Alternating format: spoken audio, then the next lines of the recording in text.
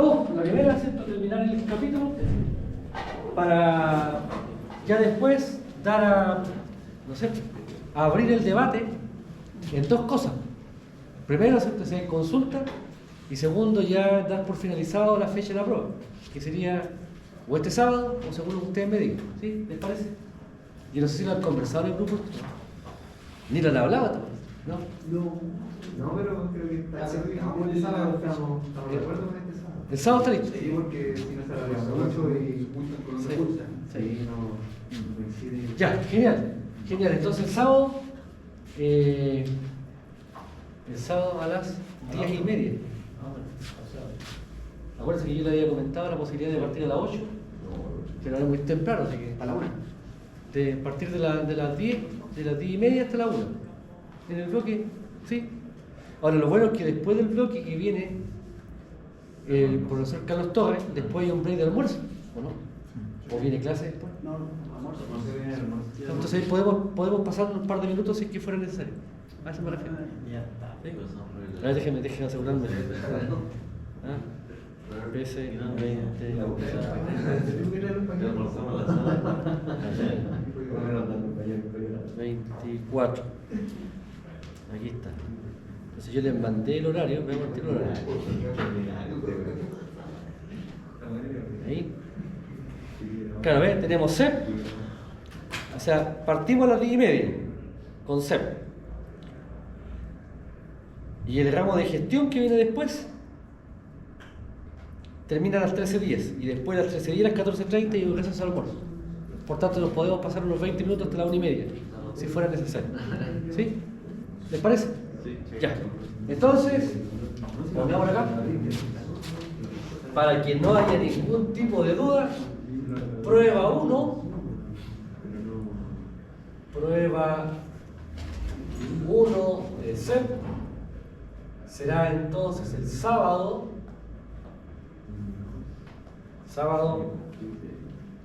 ¿Cómo está el sábado? Sábado 26 de abril, entre las 10:30 y las 13. 13, esperemos un poquito, no me corten por favor. Y las 13:10. Y podríamos pasarnos incluso aquí hasta las 13:30. ¿Sí? Eventualmente, si es que usted necesitara más tiempo. ¿Sí? ¿Se entiende? ¿Dudas? El primer Ahí. Ahora la prueba, recordemos la prueba. La prueba tiene una parte de teoría, ¿de qué hora? parte de teoría. Esto es 30%. Y aquí son 6 preguntas. 6 preguntas. Y después tengo la parte de casos. Tendríamos el caso 1, un 30%, y el caso 2, un 40%. Y eso hace el 70%. ¿Sí? Esa sería la estructura. Ahora, el tiempo de las preguntas puede ir desde media hora hasta 45 minutos. No he hecho las pruebas, yo voy a dedicar mañana o el viernes a hacer la prueba. Y ahí, ¿cierto? Recién voy a tener más o menos claridad respecto a esto. ¿Sí? Había dicho de la elección de entre dos ejercicios cortos y uno largo, ¿cierto? ¿Ah? Había planteado la elección de dos ejercicios cortos y uno largo, así que... Sí, pero entiendo que llegaron al acuerdo que eran dos. Ya. En vez de uno largo, ¿cierto? Uno pequeño, o sea, uno más o menos abrazable, digamos, y el otro más difícil. Sí, si te decir así. En vez de uno así que hay que abrazarlo con mucho cuidado. Está bueno. ¿Sí? Entonces, ¿qué se acompaña? Hay que hacer. Dejemos recuerdo de esto, porque a mí tampoco se me olvida. Perfecto. Bien. Entonces, hoy día lo que vamos a hacer es finalizar los aspectos relacionados con líneas y luego, ¿cierto? Vamos a comentar, si ustedes lo estiman pertinente, ¿cierto? Algunos aspectos relacionados con algunas dudas de la materia que ya hemos visto. Yo les mandé, o sea, ya vimos 3 casos y además, ¿cierto? Como regalito les mandé un caso 4, ¿sí? El caso 4 que les mandé, ese caso es una prueba, porque si uno ve, se ve el puntaje, cómo se va asignando puntaje a los desarrollos. Y por tanto la idea es que si hay alguna duda respecto a esto, la idea es que lo podamos conversar. Ahora, bueno, como habíamos comentado en el tema de la línea exacta o modelo exacto, aquí tenemos la expresión a partir de las ecuaciones diferenciales del segundo orden. La solución de estas ecuaciones diferenciales nos da un voltaje en cualquier punto de la línea, en cualquier punto. X puede ir desde 0, que sería el extremo de la cola, hasta X igual L, que sería el extremo de la cabecera. Y por tanto, esta expresión es una expresión que me permite evaluar punto a punto el comportamiento del voltaje y de la corriente en la línea. Ahora, no obstante esto, nosotros lo que hacemos esto es concentrarnos en los extremos. Y por tanto, de acuerdo a esto, fíjense, si X yo lo reemplazo por L y me paro aquí, entonces el V sub X se transforma en V sub S y el I sub X se transforma en I sub S. Y por tanto, a partir de este planteamiento, lo que tenemos entonces es que, reemplazando en esta expresión X igual L, me queda entonces que V sub S, el voltaje en la cabecera, será igual al voltaje en la cola, V sub R, por el coseno hiperbólico de tau por L ahora, porque X es igual a L, más, fíjense, I sub R, la corriente de la cola de la línea, o al final de la línea, por el seno, no, aquí falta el Z, por ZC, seno hiperbólico de tau por L, porque aquí recordemos que estamos reemplazando X igual a L, y finalmente me queda el I sub S, notemos, para X igual a L, me queda igual a V sub R por la admitancia característica seno hiperbólico de tau por L más I sub R por coseno hiperbólico de tau L. Tengo dos expresiones algebraicas que me permiten estimar la información de la cabecera en función de los valores de la cola. Aquí, fíjense que tengo una expresión algebraica. Esta yo la puedo llevar a una forma compacta. Y por tanto me quedan V sub S, I sub S, será igual a una matriz de 2 por 2 por V sub R, I sub R.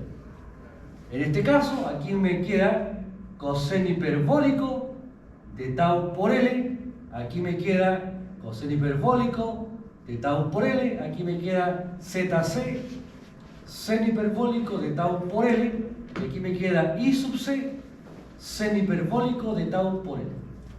Y por tanto, notemos, aquí esta es la A, esta es la B, esta es la C y esta es la D. Notemos que A y D son iguales. Y recordemos que el A me da cuenta del efecto Ferranti. Por tanto, línea corta, ¿cuánto vale la? 1. No hay efecto Ferranti. Porque cuando la línea es corta, yo no cuantifico el efecto capacitor. Y el efecto Ferranti, recuerden, está asociado a la potencia reactiva que genera la propia línea. Fíjense, línea media, ¿cuánto vale el efecto Ferranti? 1 más Z por I medio. Segunda aproximación. ¿Cuál es el valor exacto del efecto Ferranti? Línea exacta. El A es coseno hiperbólico de tau por L. Y por tanto aquí tenemos tres situaciones del punto de vista del cálculo para evaluar el efecto Ferranti. Claramente este sería el caso más extremo. Ahora, fíjense que tau es la raíz de Z por I y L es el largo de la línea. Por tanto, de acuerdo a esto, el tau por L es un A más JB, es un complejo. Y por tanto aquí hay que calcular el coseno hiperbólico de un A más JB y el seno hiperbólico de un A más JB.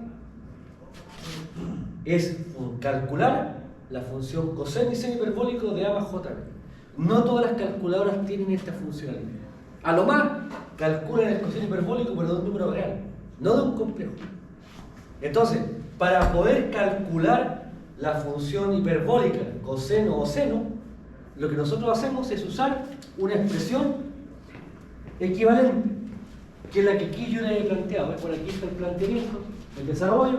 Fíjense, coseno hiperbólico de alfa más j beta, un medio e elevado a alfa por e elevado a j beta más e elevado a menos alfa por e elevado a menos j beta.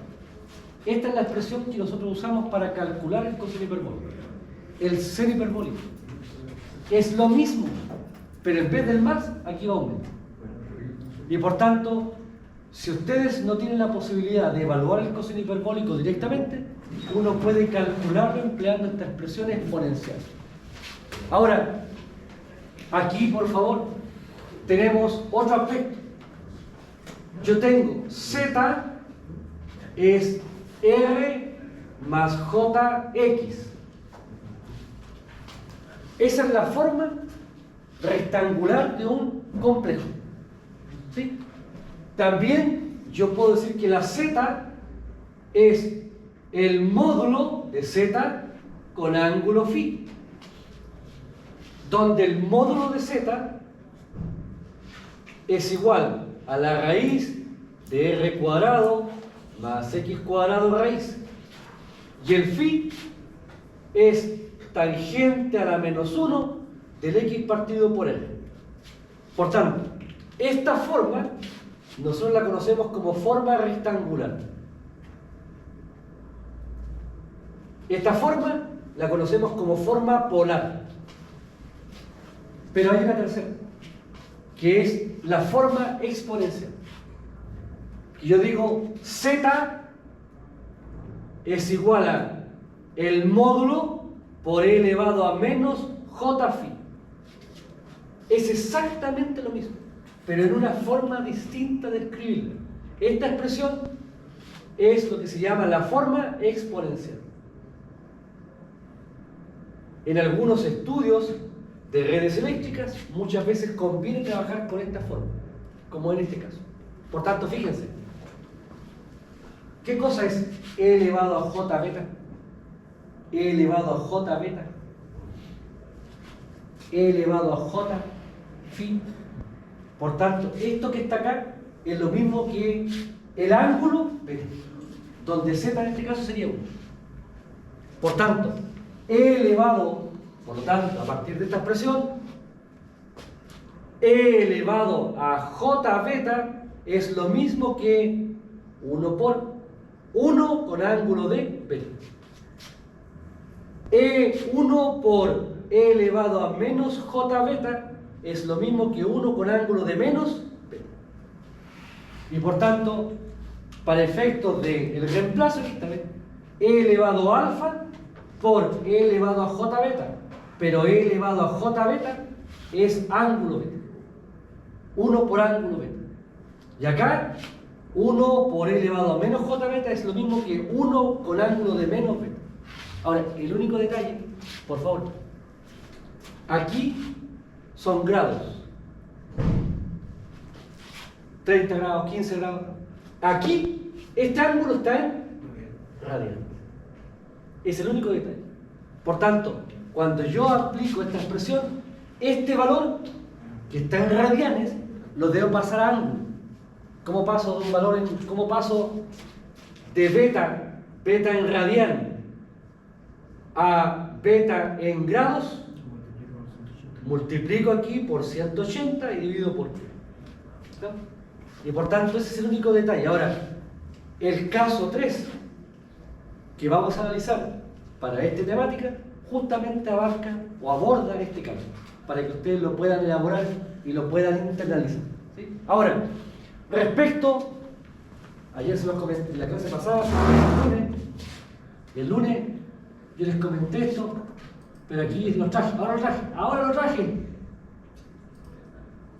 Profe, hay una compañera en espera. Ah, Hay una compañera en Zoom. en Zoom. Ah, admití. Entonces, por favor, fíjense, ahora traje la información que yo me había comprometido. Un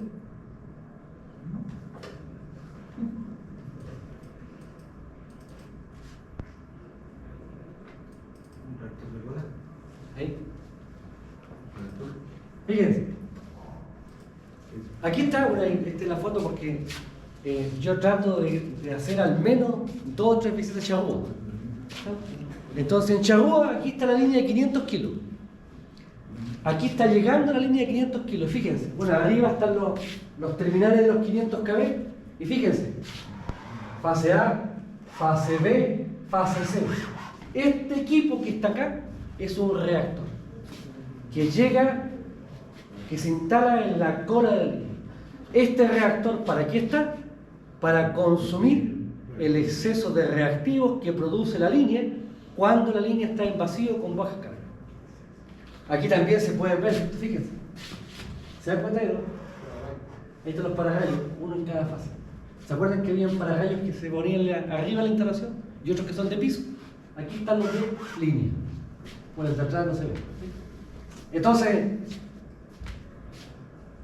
bueno, aquí no está, lamentablemente, un día lo voy a hacer, voy a grabar el audio, porque uno escucha los amperios aquí.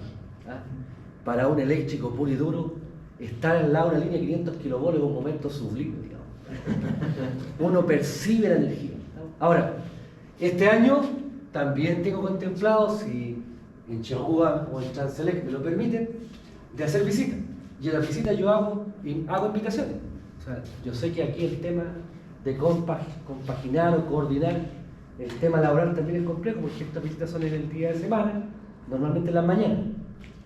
Pero mi intención, ¿cierto?, es invitarlos a ustedes, ojalá que puedan, en alguno de los viajes que se va a programar, puedan asistir. Ahora, puntualmente, ¿cierto?, este es un viaje, pero hacemos otras visitas industriales que también, ¿cierto?, me voy a tomar la libertad de invitarlos, para ver si es factible que ustedes puedan asistir. Ustedes tienen que ir únicamente con zapatos de seguridad, nosotros entregamos el casco, lo facilitamos, y el chaleco reflectante, que son las 2 condiciones de base. Bueno, en este caso igual el tema de andar con pasitos cortos. No andar con pasos muy largos, ¿no? Es peligroso. Entonces el tema acá, de hecho siempre en todas las visitas, siempre han ido estudiantes del plan diurno y vespertino. Lo cual para mí es un motivo de gran alegría, porque significa que en la práctica, por un lado se conocen, y también, ¿cierto?, comparten una experiencia que para un eléctrico es tremendamente significativa, a mi juicio. ¿Dudas respecto a esto? ¿Dudas? Entonces, este tema, dicho esto, antes de entrar, ¿cierto?, antes de continuar con la temática, ¿cierto?, yo dejo abierta la palabra, ¿cierto?, para que ustedes puedan plantear si hay alguna inquietud, alguna duda respecto de alguna temática, de algún concepto, de alguna definición, de algún tema vinculado a la unidad número 1. ¿Hay alguna duda, por favor? ¿Alguna inquietud? ¿Cierto?, alguna mala palabra? ¿Algo, ¿cierto?, para poder abordar en este pequeño periodo de tiempo? Profe, yo hay algo que no entiendo del caso 2. ¿Ya? Cuando llegamos al transformador de 3 devanados, ¿Ya? y se hace una transformación de estrella a triángulo. Ah, claro. No entiendo Sí. por qué se hace. Sí, lo que pasa es lo siguiente. Tú tienes, supongamos que yo tengo una línea, entre la barra 1, entre la barra 2, aquí tengo un transformador de 3 enrollados. ¿Sí? De 3 enrollados. Aquí tendría la barra 3 y aquí tendría la barra 4. ¿Sí? Primario, secundario y terciario. ¿Sí? Por tanto, la red eléctrica, así como está, yo puedo identificar en la red eléctrica 4 nudos. El nudo 1, 2, 3 y 4. ¿Sí? Por tanto, bajo la mirada de, y por favor, esto es únicamente para el caso de formar la matriz Yebus. En este caso, el Yebus sería una matriz Profesor, ¿por qué dice? de 4 por 4. 1, 2, 3, 4, 1, 2, 3, 4. ¿Sí? Profesor, una consulta conceptual. Usted dice nudos, pero yo tenía entendido que un nudo cuando hay una división de corrientes o se juntan, pero en esa línea no hay división de corrientes. Usted dijo nudo, El concepto de nudo o barra es cualquier punto de interés. ¿No? Ahora, normalmente, ¿qué hacemos nosotros? Identificamos la barra como aquel punto en donde yo conecto elementos distintos, principalmente. Por tanto, aquí en la barra 1 se entiende que está el centro. Por tanto, ¿por qué es de interés el barra de este nudo? Porque es un punto de unión entre la línea, pensemos que esta es una línea, y el centro. Después, esta barra, ¿por qué es de interés? Porque se conecta aquí físicamente una línea, conductor del nudo, a los bushings del lado primario del tráfico. ¿Sí? Después, en la barra 3, ¿por qué es de interés? Porque aquí tengo la salida de los bushings. Y en esta barra probablemente voy a conectar una carga. Y en la barra 4 también tenemos la salida de los bushings del terciario, donde aquí probablemente voy a conectar una carga. ¿Sí? Por tanto, la barra, como concepto, es un punto físico, real, observable, donde yo veo la unión. ¿Sí? ¿Se entiende? Ahora, yo podría, ciertamente, decir, mira, a mí me interesa qué pasa en la mitad de la línea. Yo podría decir, me interesa evaluar la mitad de la línea. Y por tanto, en ese sentido, pongo aquí la barra 5. Porque ahora yo quiero evaluar qué pasa en esa barra. ¿Me entienden? Ahora ya no sería un punto de unión, sería un punto intermedio del elemento. Pero lo puedo hacer. Ahora, para el Yebus, puntualmente, las barras son los puntos de unión entre elementos distintos. Por tanto, aquí, ¿cuántos elementos de unión hay entre puntos distintos o entre componentes distintos? 1, 2, 3, 4. ¿Sí? Por tanto, tenemos el Yebus de 4 por 4. ¿Sí se entiende? Ahora, pues bien, así está planteado. 4 barras. Pero si ahora yo paso de este esquema al diagrama de impedancia, me queda entonces que el diagrama de impedancia será entre la barra 1 y la barra 2 tengo la Z de la línea. Z de la línea. Ahí está la barra 2. ¿Sí? Entre la barra 2 y la 3 y entre la 2 y la 4 tengo el modelo del transformador. ZP,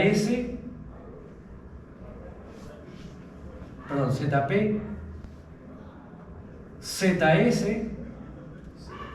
ZT. Aquí tendría la barra 3 y aquí tendría la barra 4. ¿Sí? Entonces, tenemos este circuito donde aquí, por condiciones del modelo, aparece este nudo. Ese nudo no es un nudo real, no es un nudo físico aquí adentro, sino que surge del modelo. ¿No? Y por tanto, como este nudo surge del modelo, yo debo, desafortunadamente para el Yebus, eliminar ese nudo. Me debo quedar solamente con las barras del sistema. Y por tanto, para eliminar este nudo, necesariamente debo tomar esta estrella y llevarla a una transformación delta. Y por tanto, yo paso de esa estrella a una conexión delta equivalente. Esta conexión delta lo que está haciendo es mantener la integridad del circuito original, porque la delta y la estrella son equivalentes. Pero el circuito que está en azul tiene una gran ventaja, una gran fortaleza, y es que ahora no está el nudo intermedio. Y por tanto, solo si tú necesitas calcular el Yebus, tienes que eliminar ese nudo. Si tú no vas a evaluar el Yebus, tú puedes seguir con este modelo. ¿No? porque ese nudo que está ahí no te va a interesar. Lo usas, lo trabajas, pero no te interesa. ¿Sí? Por tanto, ese es el sentido básicamente del por qué en Trafo de clase enrollado nos vemos obligados en la construcción del Yebus a incorporar. Fíjate que si no hacemos esto, si no eliminamos el nudo, tendríamos que ponerle a ese nudo barra 5. Tendríamos que incorporarlo e identificarlo como un nudo más del circuito. Pero ese nudo 5 no existe. No es parte de la topología elástica. No es un punto físico. Es el resultado de emplear un modelo que representa razonablemente bien el comportamiento del transformador. No sé si te respondo la consulta. Sí. ¿Sí? Sebastián, dígame. El último caso que mandó el día lunes, ¿Ya? en la última parte, donde vi el reemplazo del factor de potencia, ¿Ya? para calcularlo, me da la potencia activa, me da, pero la potencia reactiva aquí se cubre más, por eso no logro llegar a ese resultado. Dame los datos, dame los datos. ¿En qué barra es? La barra 4. En la barra 4. En la barra 4. En la barra 4, ¿qué cosa hay conectada? ¿El todo carga? Profe. En la barra 4. En la barra 4. 4, ya. Esto va a ser. Ahí está la línea L4. Y aquí está la carga. La carga SC1. Y ahí está la barra 4. ¿Sí? Y del cálculo que hicimos, la SC1 es igual a la SC1, si yo me voy al cálculo, barra 4. El punto 5 del problema dice que la potencia de la carga 1 es 54,783 megawatt más J 27,650 MVA-R. ¿Sí? Esto lo calculamos ya. Sí. Sabemos cuánto se demanda y que el factor de potencia en consecuencia es 0,8927 inductivo. Inductivo porque consume P. ¿Sí? Y ahora, ¿qué me piden? Me dicen, banco en barra 4 para factor de potencia igual 0,985 inductivo. ¿Sí? Eso es lo que está planteado. Por tanto, de aquí, fíjate, si yo instalo, por favor, perdón, si yo instalo un banco de condensadores aquí en la barra 4, fíjate, sin banco de condensador, ¿cuánta potencia activa baja por aquí? La potencia activa que está bajando hacia la carga es 54,783 megawatt. ¿Sí? ¿Y cuánta potencia reactiva está bajando? Si no hay banco conectado. Si no hay banco conectado, la potencia reactiva es 27,650 MVA-R. ¿Sí? Sí. Eso es lo que está pasando. Sin banco. Ahora, yo instalo un banco. Si instalo un banco, ¿el banco afecta el P? No. No afecta el P, va a afectar solamente el P. ¿Sí? Sí. Por tanto, si yo quiero factor de potencia 0,985, entonces aquí lo que debo calcular es cuánto va a ser el Q nuevo que va a ingresar aquí para cumplir con ese factor de potencia. Y por tanto, de aquí yo digo, tengo la nueva potencia. Nueva potencia en la barra 4 será la potencia activa 54,783 dividido por el factor que me están pidiendo emplear. o diseñar. Y eso me da, si me hacen el cálculo de esto, ¿cuánto me daría? 55,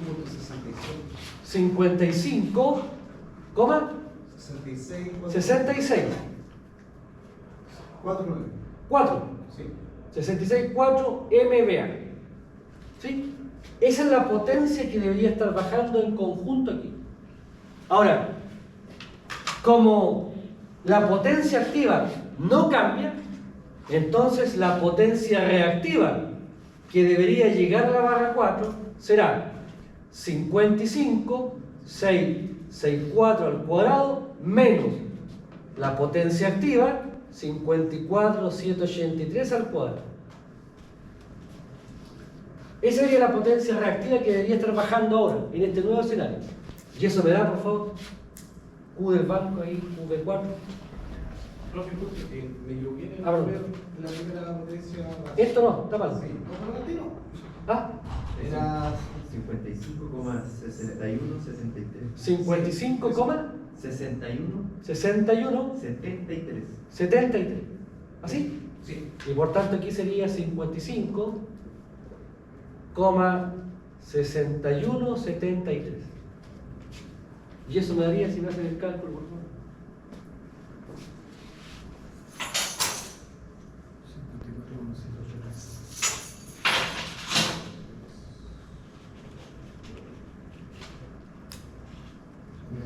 9,59,724. 9,59,724 MVA R. Entonces, ¿qué es lo que estamos planteando con esto? Fíjense. De nuevo tenemos la barra 4. Aquí tenemos la línea, arriba. La L4.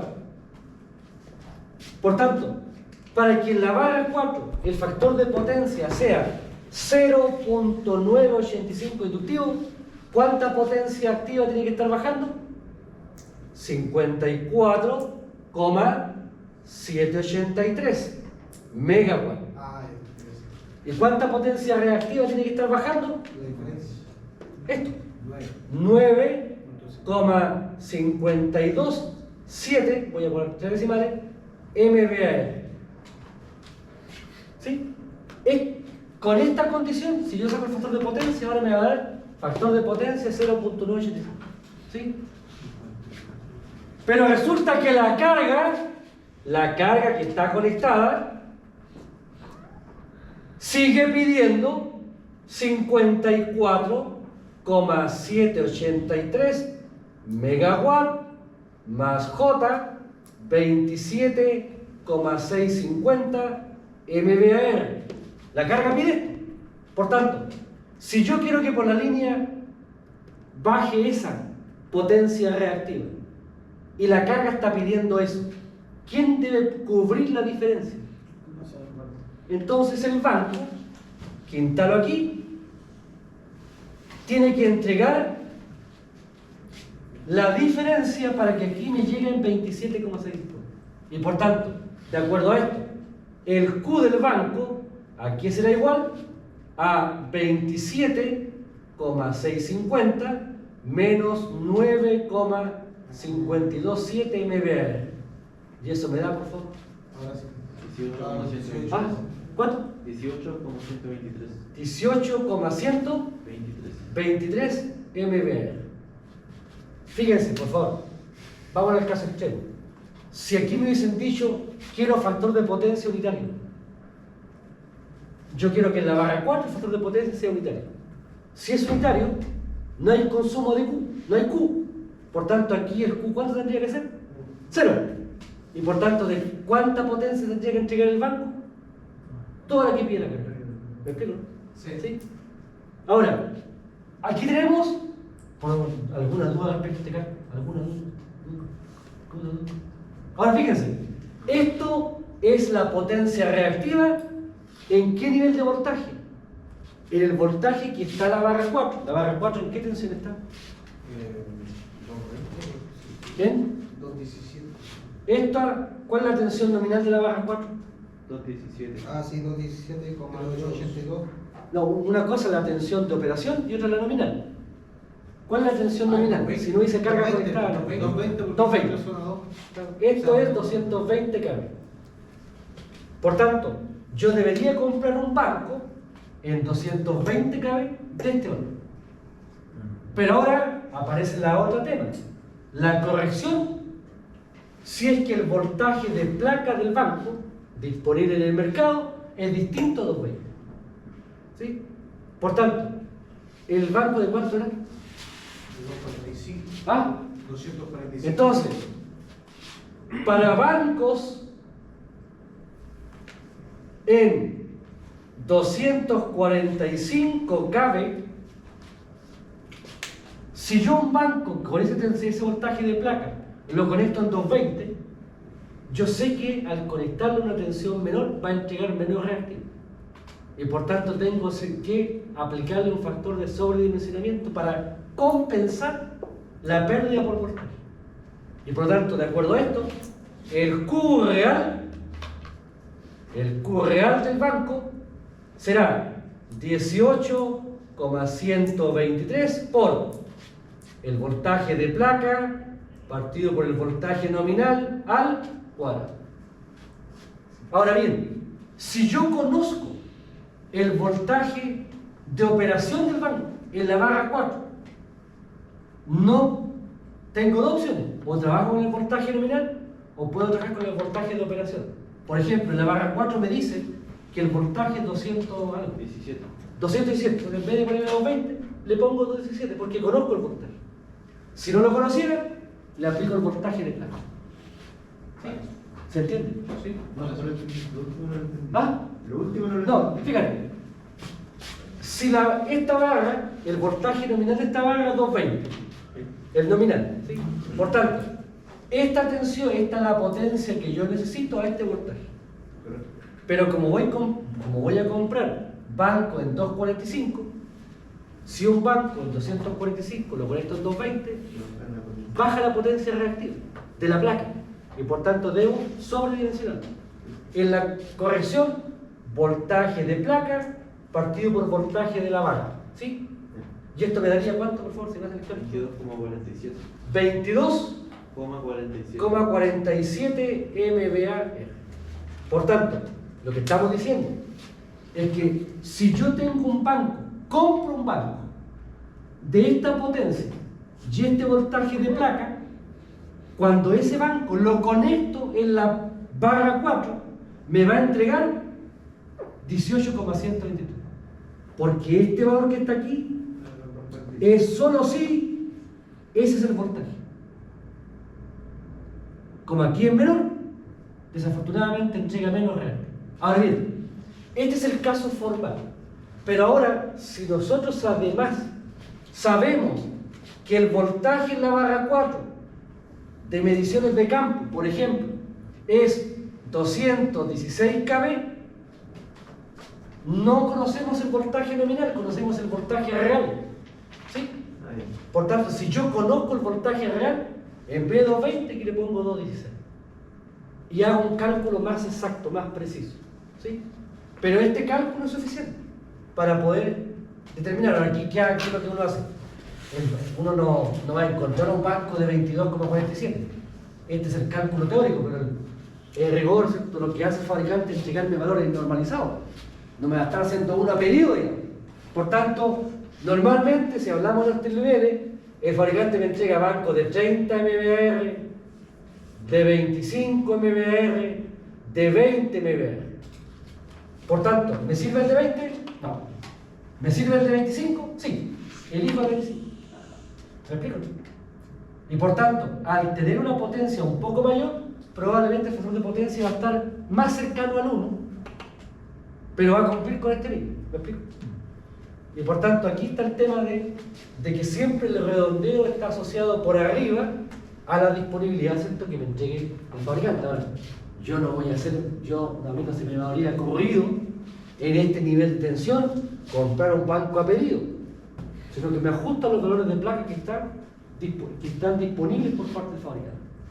¿Sí? Ahora, si el fabricante me dice, tengo hasta 20 MVR, tengo de 15, tengo de 10, no, hasta ahí llego yo, no tengo eso. Entonces, ¿qué hago aquí? Bueno, instalo el de 20 y el de 10 en paralelo.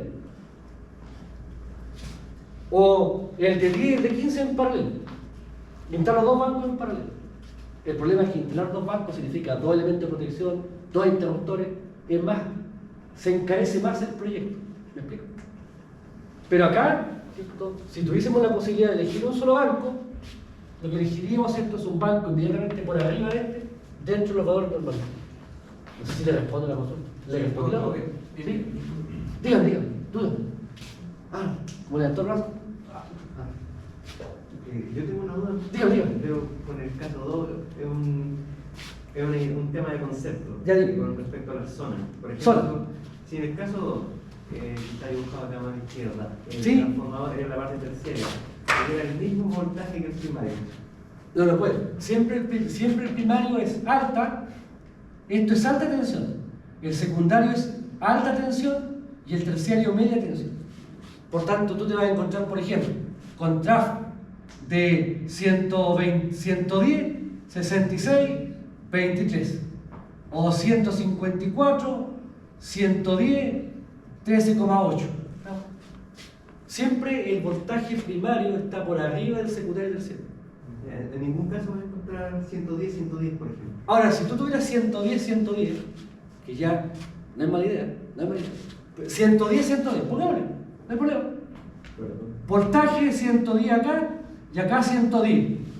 Por tanto, aquí tendrías una zona en 110. Aquí tendrías otra zona en 110 y aquí tendrías otra zona, por ejemplo, en 23. Habrían dos zonas con el mismo nivel de voltaje. Pero eso no se juntan las zonas, serían dos distintas. Serían dos distintas, pero los resultados, yo aquí, ¿qué pongo? Yo diría, voltaje base, 110, 110, 23. Esa podría ser una opción. Zona 1, zona 2, zona 3. Pero resulta que como el voltaje base es el mismo, la corriente base aquí va a ser la misma de acá, la Z base de aquí va a ser la misma de acá. Y por tanto yo también podría decir voltaje base 110, 23. Donde el 110, la zona de 110, se aplica a la zona 1 y a la zona... Da igual. Pero igual tengo que identificarlo como dos zonas, ¿o no? O sea, aquí yo la identifico como dos zonas, pero a la hora del cálculo, yo puedo trabajar solamente con una zona que aplica a dos regiones eléctricas distintas. Aquí tienes que buscar lo que más te acomode. Si te acomoda hacerlo así, zona separada, hazlo así. Y no pasa nada. O sea, podría seguir teniendo en ese caso son 4 zonas, podría seguir teniendo las 4 zonas, Claro. pero con los voltajes. Pero lo que pasa es que una zona se repite. Sería la misma. Es lo que pasa, mira, es lo que pasa aquí. Lo Mira, puedo juntar. te doy el ejemplo más claro. Mira, tengo el CEN. Aquí tengo una línea, tengo un trafo, aquí tengo un trafo de 66 a 23 cables. Después tengo otra línea, un alimentador aquí, y aquí tengo un trafo de 23 a 6,3. Después aquí abajo tengo otro alimentador a 2 con un trafo de 23 a 13,8. Y aquí abajo tengo otro trafo de 6,3 a 23. Y aquí tengo carga, pensemos un motor. M1, M2, M3. Entonces, las zonas, ¿quién las define? Los trafos. Por tanto, aquí tendría una zona. Zona 1, ¿sí? 66 kilos. La zona de 23.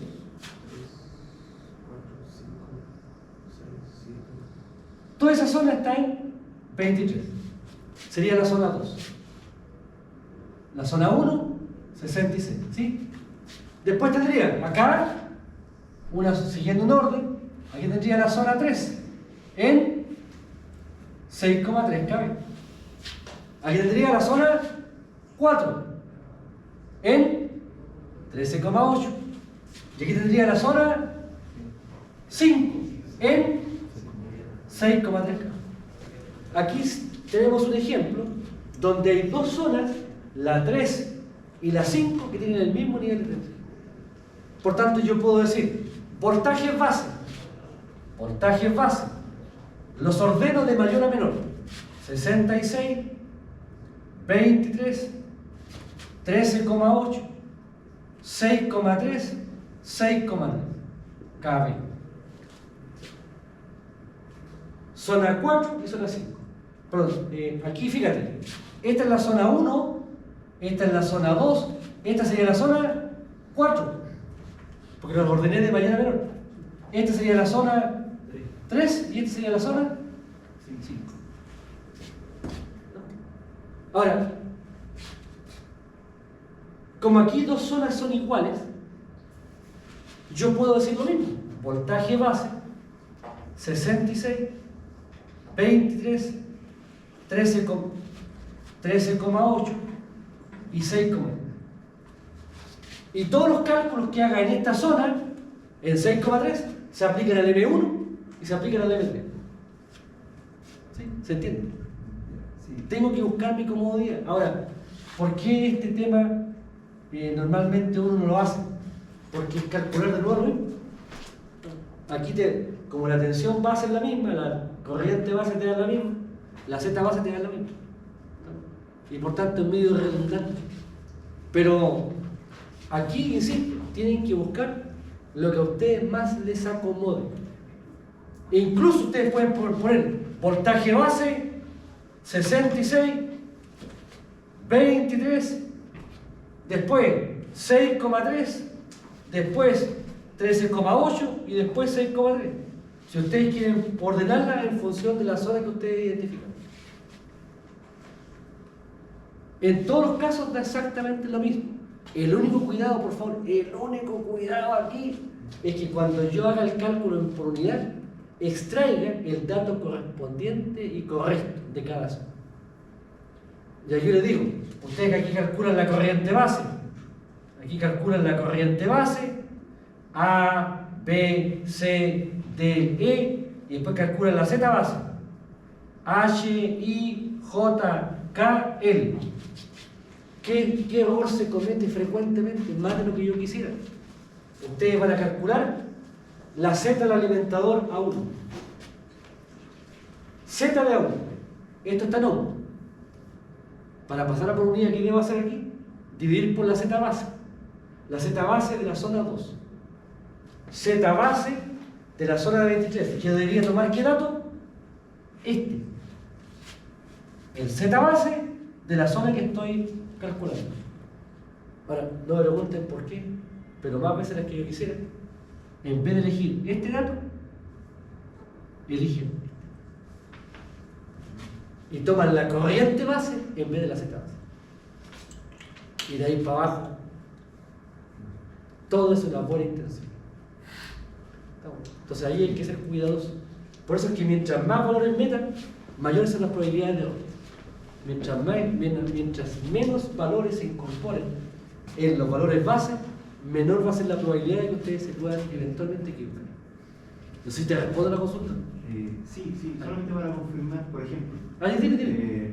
Podríamos, en ese caso tenemos 5 zonas, pero también, por ejemplo, solamente por tema de que me acomode más a mí, por ejemplo, podría igual dividir la zona 2, que tenemos en la línea A1 y la línea A2, en dos zonas, pero con el mismo voltaje. Solamente claro, no, por comodidad. No, el tema de la zona es aquella región que presenta el mismo nivel de voltaje. ¿No? Por eso yo defino una zona. Porque en toda esta región, si yo energizo en 66, todos estos elementos que están dentro de este círculo van a tener un voltaje de 23 kilos. Por eso es que yo ubico una región global, una región común, donde, por ejemplo, fíjate, ¿qué tensión le llega al primario del transformador este? 23. ¿Qué tensión le llega a este alimentador? 23. ¿Qué tensión le llega a esta barra? 23. ¿Qué tensión hay en el primario de este transformador? 23. ¿En el alimentador 2? 23. O sea, yo lo que hago es identificar elementos y finalmente regiones donde el voltaje es el mismo. ¿Sí? Uno, porque ¿sabes cuál es el problema? Que yo podría así elegir como esta zona, la zona 3, y esta zona, la zona 4. Pero los voltajes base de esta zona serían lo mismo. Entonces, estás extendiendo el cálculo de los valores base más allá de lo razonable. ¿Sí? Y cuando uno extiende los cálculos más allá de lo razonable, normalmente aumenta la probabilidad de un error. Entonces en realidad existen 4 zonas, ¿no? Ah, Existen 4 zonas, ¿no? aquí es 4. Aquí, según esta habría 66, 23, 6,3 que se repite y 13,8. Sí, no sé si se... Sí. Gracias. Por favor, ¿alguna otra duda? ¿Alguna otra inquietud? Dígame. Respecto al caso 4, ¿Ya? la pregunta número 2, sería interesante poder reforzar cómo se calcula el generador, los bonos del generador, habla de la potencia activa y reactiva, porque hay todo un tratamiento de IDK y todo eso que es una expresión anterior. Perdón, déjame que no... aquí? No, a ver. Es la pregunta 2. Sí. ¿Tienen el diagrama, por favor?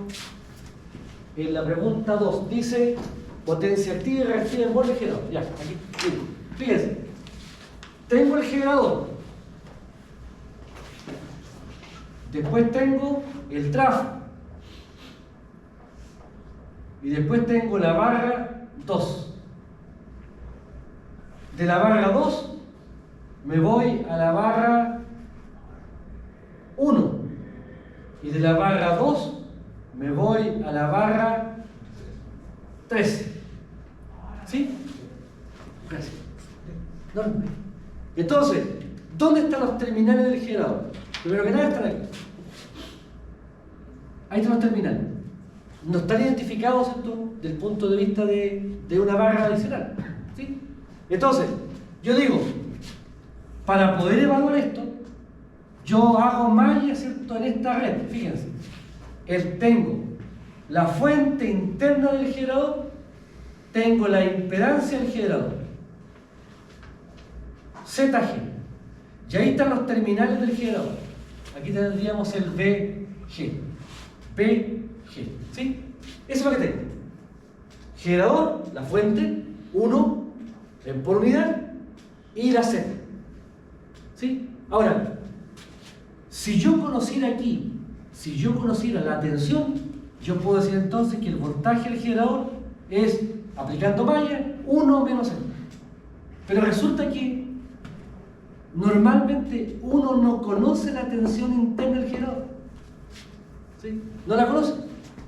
Y por tanto, esta opción la descarto. A no ser que me dé la tensión del generador. No me la dan. ¿Sí? Y por tanto, yo digo, ¿qué tensión conozco? Esta. Conozco el voltaje en la barra 2. Entonces hago el cálculo por abajo. Y digo, voltaje en los terminales del generador. Aquí están los terminales del generador. Este es el VT. Después tengo la impedancia del trafo.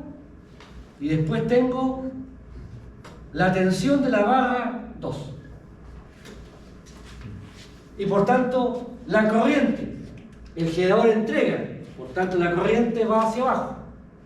Esta es la corriente del generador. Sería la corriente así. Y del generador.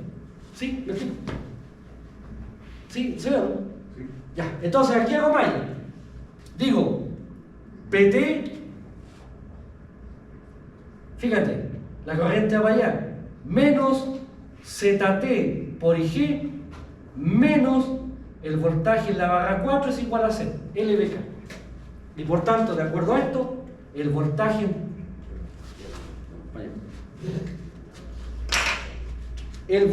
en terminales será el voltaje en la barra 4 más la Z del trafo por la corriente del generador. Ahí apliqué LBK. Ahora, ¿cuánto es la corriente del generador? Esta corriente, fíjate, esa corriente tiene dos caminos. Uno de aquí para allá, que vale I21. Y otra corriente que va a sacar, que es la I23. No hay barra en la barra. No hay barra. Si yo quiero hacer una carga, supongamos que hice una carga en la barra, tendría que sumar la corriente a la carga. Y por tanto, ¿cuánto vale IG? Será I21 más I23. ¿Sí? ¿Se entiende? Ahora, insisto, el primer paso debería ser esto. Pero aquí en este paso yo no conozco la tensión interna de la máquina. Yo sé que vale E ángulo delta. La podría obtener. Pero normalmente estos son datos que uno no conoce.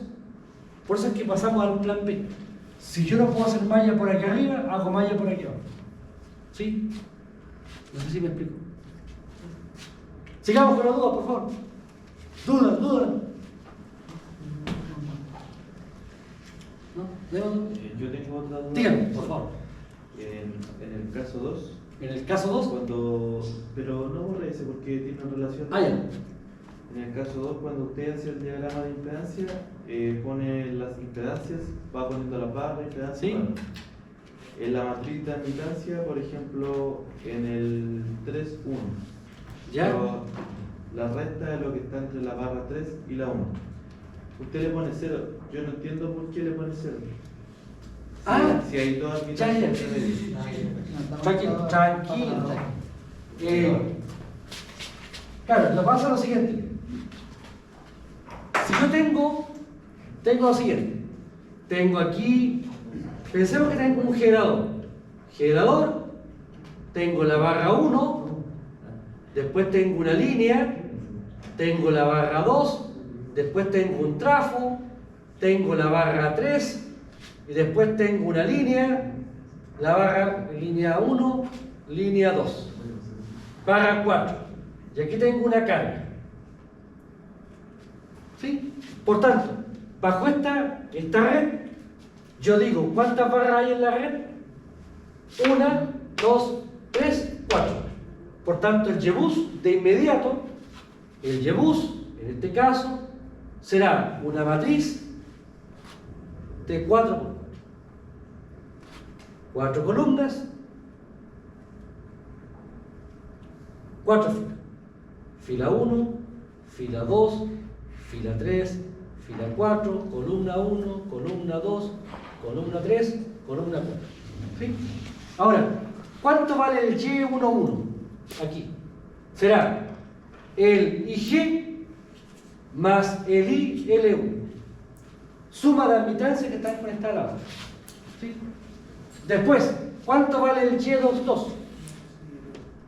El YL1 más el Y del trafo. Porque la barra 2, por el lado izquierdo está la línea 1 y por el lado derecho está el trafo. Después, 3. Aquí, ¿qué está conectado? El trafo y la línea 2. Por tanto, será Y del trafo más Y de la línea 2. ¿Sí? Y para el caso de la barra 4, las cargas no participan y me queda solamente Y de la línea 2. Por tanto, los elementos de la diagonal principal es sumar admitancia. ¿Sí? ¿Se entiende? Ahora, aquí, ¿qué va aquí? 1, 2. 1, 2. Por tanto, aquí será la admitancia que está entre la barra 1 y la barra 2. Entre la barra 1 y la barra 2 tengo la línea. Por tanto, será menos YL1. Aquí, admitancia entre la barra 1 y la 3. Entre la 1 y la 3. Fíjate, la pregunta es, entre la 1 y la 3, ¿hay algún elemento conectado entre las barras? ¿Hay algún Z aquí? ¿Algún Z de algo? No hay elemento conectado. Por tanto, si no hay elemento conectado, ¿cuánto vale esa Z? Si fuera 0, vale un cohete.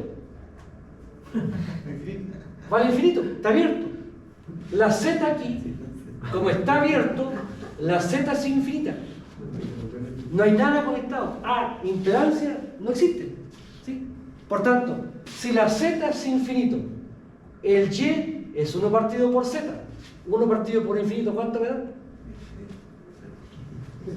Y por tanto aquí, en la 1, 3, 0. ¿Qué significa esto? El 0.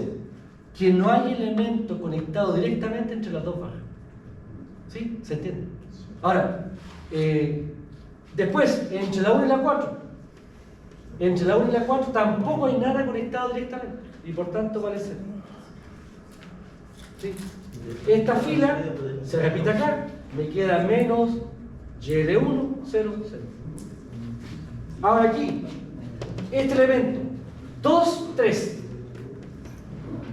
es la admitancia entre la barra 2 y la barra 3. Entre la barra 2 y la 3 está el tráfico, menos y del tráfico.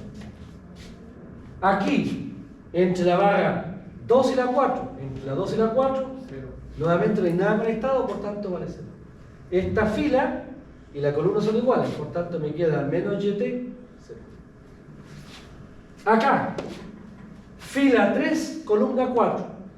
Por tanto, aquí va la admitancia conectada entre la barra 3 y la barra 4. Entre la barra 3 y la barra 4 tengo la línea. Menos YL2. Y aquí será menos YL2. Por tanto, el 0 en el YBus me está indicando que no hay conexión a través de algún elemento que conecte directamente las dos barras. Ahora, es verdad, entre la barra 1 y la 3 hay conexión, pero hay una barra entre medio. Y por tanto, aquí lo que interesa son los elementos que están conectados directamente. ¿Sí? ¿Se entiende? ¿Sí? ¿Le aclaro la duda? ¿Sí? ¿No lo confundí más? No. Es que realmente uno trata de explicar, confunde más. ¿Por qué va negativo? Esto, el negativo es por la regla que se deduce, ¿cierto?, de la formulación de la ecuación del Norton y todos los modelos matemáticos. La regla dice, lo hicimos una demostración. Acuérdense que la prueba, dentro de las preguntas, de las 6 preguntas, al menos van a haber 2 o 3 demostraciones. Entonces aquí hicimos una demostración, trabajando con el Norton, de esto, de que la admitancia mutua es la admitancia entre las barras con signo negativo. ¿Sí? Esa es la regla, no hay nada mucho que hacer. ¿Sí? Otra consulta, por favor, otra duda, otra inquietud. ¿Dudas?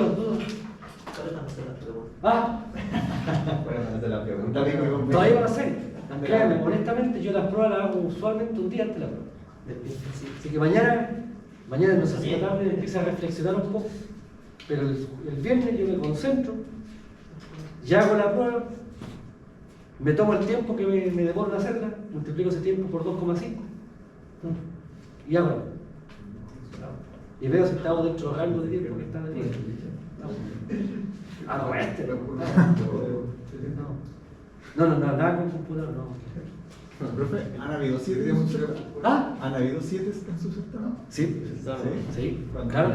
Podría sacar el 120 puntos. Ah, miren, yo en realidad yo he pasado por todos los métodos aceptables y no aceptables para poder evaluar. Y en general, los rendimientos son similares. Yo espero que ustedes semestre, confío en ustedes plenamente, ustedes puedan revertir esta estadística. La estadística dice que, al menos en la prueba número 1, el rendimiento de notas sobre 4 es de un 30%. Ese es la estadística. ¿Y la prueba 2? Y la prueba 2 sube a un 40%. Mientras más pruebas hay, mayor es la tendencia de rendimiento. Por eso es que es importante, por eso es que en mi parte yo hago 3 pruebas. Porque tienen 3 posibilidades. Le hago una prueba de esto, una prueba de línea y una prueba de cortocircuito. Porque se espera que en la prueba de cortocircuito ustedes ya estén afiatados. ¿Sí? ¿Alguna otra duda, por favor? ¿Otra inquietud? Dentro de las 6 preguntas, digo 3 demostraciones y las otras 3. 2 o 3. 2 o 3 demostraciones. No sé, que no sé todavía. Entre 2 y 3. ¿Le queda una hoja del caso 4? ¿Ah? ¿Le queda una hoja del caso 4? No, es que yo no lo tengo papel. Yo la mandé en archivo digital. Ya. O papel, no, yo se la mandé. digital. No se la mandé en archivo digital. La debes tener en tu celular. Lo que pasa es que algunos seguramente lo imprimieron. Entonces el tema es, insisto, la idea, ¿cierto?, de las preguntas es describir, explicar, comentar, refutar, opinar. Por ejemplo, una pregunta típica. ¿En qué condiciones el factor de potencia es negativo? Nunca. ¿Cuánto puede responder? En menos de 2 minutos. Claro. O sea, hay preguntas que son así, que uno dice, si me preguntan, ni les cuento la cantidad de respuestas que he tenido. Gloriosa. Gloriosa la respuesta. Se ha cuestionado. ¿Ah? Se ha cuestionado. O sea, hay... Entonces, ¿por qué? Porque uno cuando le preguntan algo, uno dice, tiene que haber alguna respuesta. ¿Sí? No puede ser no. Persona le pone nunca. Qué excelente, yo me alegro. Realmente es lágrimas de emoción. No. Entonces el tema es que en la parte conceptual de repente uno efectivamente adolece de repente de alguna inquietud, digamos, y la idea justamente de esto es ponerlo en esa condición. Ahora, la materia es absolutamente amplia. Yo sé que el tema de contenido y de fundamento es bastante amplio. Ahora, yo no entro en detalle. Antiguamente, no sé, pues antiguamente cuando era más bestia preguntaba valor numérico. ¿Cuál es la potencia instalada en el centro? El año 2018. ¿Te acuerdas que le entregué una lista de invitados? ¿Te acuerdas? Ahora no tiene sentido andar preguntando esas cosas, pero antes lo hacía. Entonces, me he concentrado principalmente en aspectos globales, más que entrar a detalles, ¿cierto? Así como muy puntuales, que al final son preguntas para qué lo van a hacer rebuscadas. Entonces, pero igual, el rendimiento tampoco han mejorado sustancialmente. Bueno, no sé si no sé el público presente. ¿Habrá alguna consulta? ¿Aló, Japón? ¿Ah? Fueron a estudiar. ¿Consulta? No le escucho el año, ya, perfecto. Ya. Bueno, vamos a finalizar nuestra actividad lúdica. ¿Cuánto tiempo tenemos? Podemos hacer un ejercicio de radio biogeométrico. ¿Qué era? 5 minutos. ¿Nos quedan 5? Ya, entonces vamos a quedar hasta ahí. Ya, entonces, por favor, el próximo miércoles la profesora Leyani tiene un compromiso, ¿cierto?, familiar, y me pidió que yo la reemplazara, así que el próximo miércoles tenemos dos bloques de clase. Seguramente ella les va a comentar también. Por tanto, el miércoles partiríamos a las 7 y terminaríamos a las 10. Una pregunta.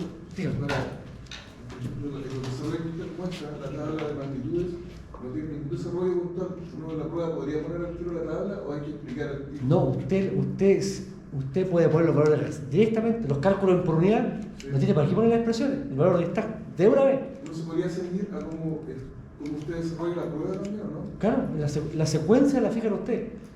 Pero yo trato de ser ordenado y secuencialmente porque en realidad, en la medida que uno es ordenado y se encuentra con algún error, por ejemplo, a usted les da, por ejemplo, que el voltaje por unidad del generador, les dio 0.325 por unidad.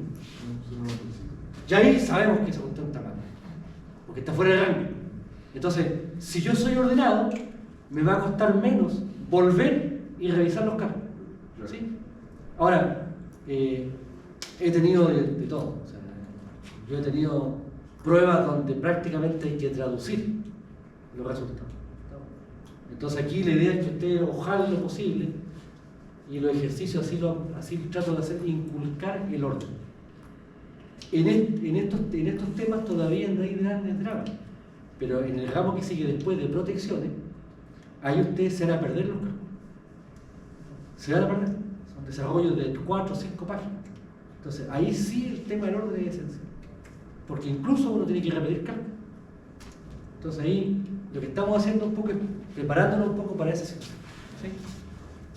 Por eso el tiempo no se queda en la segunda parte. ¿El tiempo es un poco más extenso. Claro, también el tiempo, yo trato lo posible, digamos, de darle un poco más de tiempo justamente para que ustedes lo puedan... Ahora, aquí yo, para la parte de teoría y caso, siempre hago un break